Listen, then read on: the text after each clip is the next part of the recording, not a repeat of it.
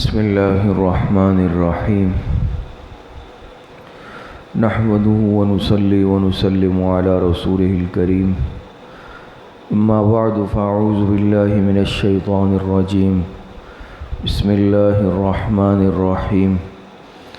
قال رسول اللہ صلی اللہ علیہ وسلم اتق المحارم تکن اعبد الناس صدق اللہ العظیم۔ جناب نبی کریم صلی اللہ علیہ وسلم نے ایک مرتبہ چند نصیحتیں فرمائی، بلکہ 5 نصیحتیں آپ علیہ السلام نے فرمائی اور پوچھا کہ کون اس کو یاد رکھے گا، تو حضرت ابو ہریرہ رضی اللہ تعالی عنہ نے عرض کیا کہ یا رسول اللہ میں ان نصائح کو یاد رکھوں گا، یعنی ان پر عمل کروں گا۔ تو ان 5 نصیحتوں میں سے جو انتہائی قیمتی نصیحتیں ہیں، جوامع الکلم میں سے ہیں، ان 5 میں سے ایک نصیحت آپ علیہ السلام نے یہ فرمائی کہ اتق المحارم تکن اعبد الناس، تم گناہوں سے بچو، سب سے بڑے عابد یعنی عبادت گزار بن جاؤ گے۔ ایک نصیحت یہ فرمائی اس میں، یعنی اگر گناہوں سے اپنے آپ کو بچاتے رہو، گناہوں سے بچو، تو تم سب سے بڑے عابد بن جاؤ گے، عبادت گزار متقی بن جاؤ گے۔ اور یہ حقیقت ہے کہ انسان اگر اپنے آپ کو گناہوں سے بچا لے، اللہ پاک کی نافرمانی والے کاموں سے اپنے آپ کو بچائے، تو یہ انسان اللہ پاک کے نزدیک بہت بڑا عابد اور عبادت گزار بندہ بن جاتا ہے۔ اور یہ یاد رکھیں، علماء نے لکھا ہے کہ اگر ایک آدمی کثرت سے نوافل پڑھتا ہے، نفلی عبادات میں حصہ لیتا ہے، لیکن گناہوں سے نہیں بچ رہا، دوسری طرف ایک شخص ایسا ہے جو فرائض کا اہتمام کرتا ہے، واجبات کا، لیکن نوافل کا اہتمام نہیں کرتا، لیکن گناہوں سے بچنے کا اہتمام ضرور کرتا ہے، تو ان دونوں میں سے کون افضل اور بہتر ہے؟ تو علماء نے لکھا ہے کہ وہ شخص افضل ہے کہ جو نوافل کا اہتمام نہیں کرتا لیکن گناہوں سے بچنے کا اہتمام کرتا ہے، اور یہ حقیقت ہے۔ تو یہ بات اچھی طرح سمجھ لی جائے، ذہن نشین کر لی جائے کہ صرف نفلی عبادات انسان کو نہیں بچا سکتی اگر انسان گناہوں سے نہیں بچ رہا۔ لہذا سب سے اہم بات موجودہ زمانے میں آج کل ہمارے معاشرے میں یہ ہے کہ انسان اس بات کا اہتمام کر لے کہ کسی گناہ کے اندر مبتلا نہ ہو۔ اور اگر انسان نوافل بہت پڑھ رہا ہے، لمبے لمبے سجدے ہیں، تسبیح ہے، لیکن دوسری طرف گناہ کے اندر مبتلا ہے، خیانت کے اندر مبتلا ہے، غیبت میں مبتلا ہے، وعدہ خلافی اور جھوٹ میں مبتلا ہے، نظروں کے گناہ میں مبتلا ہے، زبان کو غلط استعمال کرتا ہے، تو یاد رکھیں کہ پھر یہ عبادات اس کے بچاؤ کے لیے کام نہیں آ سکتی۔ حدیث میں آتا ہے، آپ علیہ السلام سے پوچھا گیا، 2 عورتوں کا معاملہ پوچھا گیا کہ ایک عورت وہ ہے کہ جو کثرت سے نوافل کا اہتمام کرتی ہے، نفلی عبادات کا اہتمام کرتی ہے، لیکن اس کی زبان سے اس کے پڑوسی محفوظ نہیں ہے زبان کے شر سے۔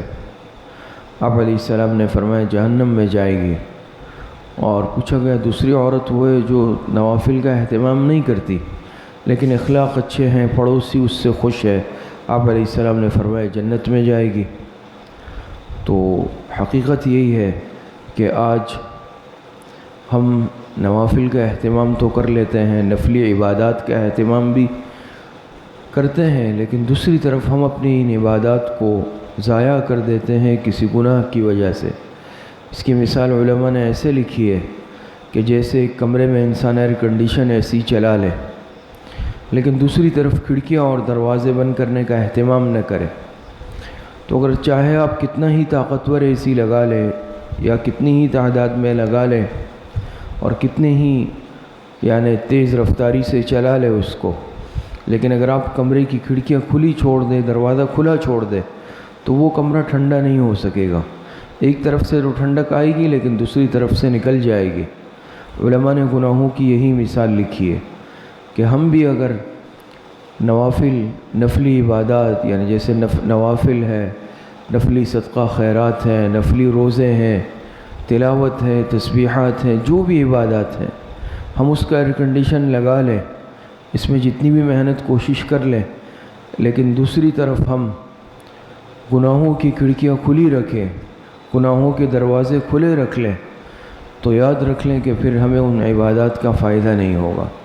نہ ان عبادات کی انوارات، برکات اور انوارات محسوس ہوں گے۔ اور اس طرح ہوتا ہے نا کہ بعض دفعہ ہم کوشش کرتے ہیں اور کہتے بھی ہیں کہ میں تو بڑی عبادات کر رہا ہوں، خرچ کر رہا ہوں، تسبیحات، تلاوت، ہر سال عمرے ہو رہے ہیں، حج ہو رہا ہے، لیکن بھئی مجھے کوئی اس کی برکات محسوس نہیں ہو رہی۔ تو یہ بات یاد رکھیں کہ اس پر پھر غور کرنے کی ضرورت ہے کہ ان عبادات کے باوجود اگر روحانی ترقی نہیں ہو رہی، فائدہ نہیں ہو رہا، تو یقیناً ہم اپنے کسی عضو کے ذریعے سے گناہ کے اندر مبتلا ہے، ملوث ہے، پھر چاہے وہ زبان کے ذریعے ہو، چاہے وہ آنکھ کے ذریعے ہو، چاہے کسی بھی عضو کے ذریعے ہو۔ اگر انسان روزوں کا اہتمام کر لے، نفلی روزے ہیں چاہے فرض روزے ہیں، لیکن دکان چلا گیا، وہاں خیانت سے کام لے لیا، وہاں جھوٹ سے کام لے لیا، غلط بیانی کر کے چیز بیچ دی، تو یہ بات تو حقیقت ہے نا کہ جب دھوکہ دیا، جھوٹ بولا، خیانت کی، یا غلط بیانی کر کے کوئی چیز فروخت کر کے پیسے کما لیے، یا کوئی سودی معاملہ کیا، یا کسی سودی ادارے سے منسلک تھا، تو ظاہری بات ہے یہ پیسے حرام ہیں۔ اب حرام کے پیسوں کی افطاری لا کر یا ہم کھانا لا کر اپنے بچوں کے سامنے دسترخوان پر رکھ رہے ہیں۔ اور یاد رکھیں، حدیث سے بھی ثابت ہے کہ جو انسان حرام سے بچنے کا، حرام مال سے اہتمام نہیں کرتا، اللہ پاک دعائیں قبول نہیں فرماتے۔ تو یہ سارے عوامل اور یہ ساری باتیں ایسی ہیں کہ آج ہم نفلی عبادات کا تو بہت اہتمام کر لیتے ہیں، لیکن ہم گناہوں سے جو حرام ہے اس سے بچنے کا اہتمام کم کیا جاتا ہے، یا اس طرف زیادہ توجہ نہیں دی جاتی، اور اس کی بیسیوں شکلیں ہیں۔ جیسے مثال کے طور پر میں نے ابھی عرض کیا، نفلی عبادات کا اہتمام تو بہت زیادہ ہوا، لیکن دوسری طرف ہمارا جو کاروبار ہے، ملازمت ہے، معاملات ہیں، اس میں ہم نے حرام سے بچنے کا اہتمام نہیں کیا، کسی بھی سبب سے، چاہے وہ جھوٹ ہے، خیانت ہے، دھوکہ ہے، کوئی بھی سبب ہے، تو کیا کیا ہم نے؟ حرام کا ارتکاب کر لیا۔ اسی طریقے سے ہم تلاوت، تسبیحات، نوافل کا، نفلی صدقات کا، اس کا اہتمام تو ہم نے بہت کیا، لیکن دوسری طرف کیا ہوا بھئی، ہم دن بھر بیٹھ کر غیبت کر رہے ہیں،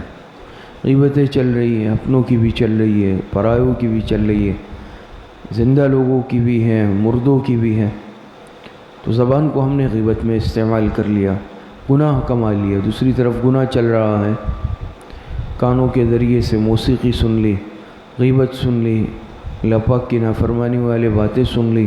آنکھوں کے ذریعے سے ہم سارا دن غلط دیکھتے رہے، آنکھوں کا غلط استعمال کیا، اسی طریقے سے زبان سے فحش کلامی کی، کسی کو طعنہ دیا، کسی پر بہتان لگایا، تو یہ سارے کی ساری چیزیں کیا ہیں؟ یہ گناہ کی باتیں ہیں۔ نوافل، نفلی عبادات کرنا تو ایک نفل کی حیثیت رکھتا ہے، کیا تو ثواب ہے، نہیں کیا تو گناہ نہیں، لیکن گناہوں سے بچنا یہ تو لازمی ہے اور ضروری ہے، اس کا ہم نے اہتمام نہیں کیا، جس کی وجہ سے کیا ہوا؟ ہمارے اندر روحانیت پیدا نہیں ہو رہی، اور جو ہے عبادات کا ہمیں فائدہ محسوس نہیں ہو رہا جس طرح ہونا چاہیے۔ تو اس کا بنیادی سبب اور اس کی بنیادی وجہ کیا ہے کہ ہم گناہوں سے بچنے کا اہتمام نہیں کر رہے ہیں۔ تو عرض کرنے کا اصل مقصد یہ ہے، پھر چاہے وہ کسی بھی اعتبار سے ہو وہ گناہ، اور بعض تو ایسی چیزیں ہیں کہ ہماری اس طرف توجہ بھی نہیں جاتی، جیسا میں نے عرض کیا، خاص طور پر غیبت ہے۔ یہ غیبت ایسی چیز ہے کہ عام طور پر ہم اس کی طرف زیادہ توجہ نہیں دے پاتے۔ حدیث میں آتا ہے، آپ علیہ السلام نے ارشاد فرمایا، ریاض الصالحین میں بھی ہے، دیگر کتب حدیث میں بھی ہے، کہ ایک انسان زبان سے اللہ پاک کی ناراضگی والا کلمہ نکالتا ہے اور انسان کو احساس بھی نہیں ہوتا کہ یہ اللہ پاک ناراض ہو کر اس کو جہنم میں کتنی دوری پر پھینک دیتے ہیں، اور اس کو اس کا احساس بھی نہیں ہوتا۔ اللہ پاک اس کو جہنم میں بھیجنے کا فیصلہ کر چکے ہوتے ہیں، اور اسی طرح ایک انسان زبان سے اللہ پاک کی رضامندی والا کلمہ نکالتا ہے اور اللہ پاک اس کو جنت میں بھیجنے کا فیصلہ فرما دیتے ہیں، اس کو احساس بھی نہیں ہوتا۔ تو بہت ساری ہم پھر دن بھر کتنی کیسی گفتگو کرتے ہیں، زبان کو آزادانہ طور پر چلاتے ہیں، ہماری زبان چلتی ہے، اندازہ نہیں ہے کہ خدا نخواستہ زبان سے کوئی ایسی بات بھی شاید نکل چکی ہو جو اللہ پاک کو ناراض کرنے والی ہو، اور خدا نخواستہ اللہ پاک نے کوئی فیصلہ کر لیا ہو، تو یہ تو حدیث سے ثابت ہے۔ تو زبان کی خاص طور پر بہت زیادہ حفاظت کی جائے، اور پھر ماشاءاللہ سب ساتھی اعتکاف میں بیٹھے ہیں، تو اس میں تو بہت زیادہ جو ہے اپنی زبان، اپنی نگاہوں کا اور اپنے اعمال کا بہت زیادہ جو ہے اس کی حفاظت کا اہتمام کیا جائے، کسی کی غیبت نہ ہو بیٹھ کر، اور اسی طریقے سے کوئی ایسی بات نہ ہو جو ہمارے اس اعتکاف کے عظمت اور عمل، اعتکاف کی عظمت کے منافی ہو، مسجد کے تقدس کے خلاف ہو، اور اسی طریقے سے آنکھ کے ذریعے سے کوئی ایسی چیز نہ دیکھی جائے۔ خاص طور پر آج کل یہ موجودہ زمانے میں موبائل ہے، الحمدللہ ماشاءاللہ تمام ساتھی صاحب اعمال ہے، کسی کے پاس نہیں ہے، لیکن یہ فتنہ آج عام ہوتا جا رہا ہے، اور الحمدللہ ہمارے نوجوان ساتھی بڑی تعداد میں بیٹھتے ہیں پورے ملک میں، لیکن جب ان چیزوں سے بچنے کا اہتمام نہیں کرتے تو ان 10 دنوں میں جس طرح بیٹھے ہوتے ہیں شروع دن سے،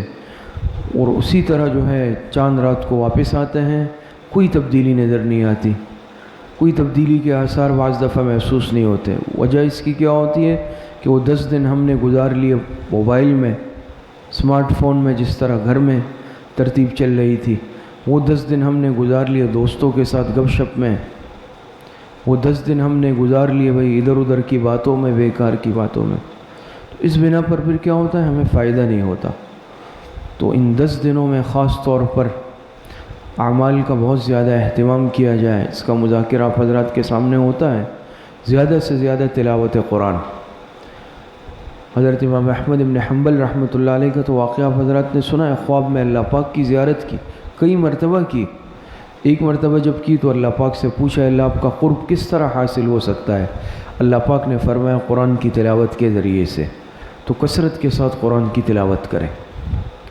اسی طریقے سے تلاوت کے ساتھ ساتھ تسبیحات کا ذکر اذکار کا بہت زیادہ اہتمام کریں۔ قرآن کریم میں اللہ پاک نے فرمایا یا ایھا الذین آمنوا اذکروا اللہ ذکرا کثیرا،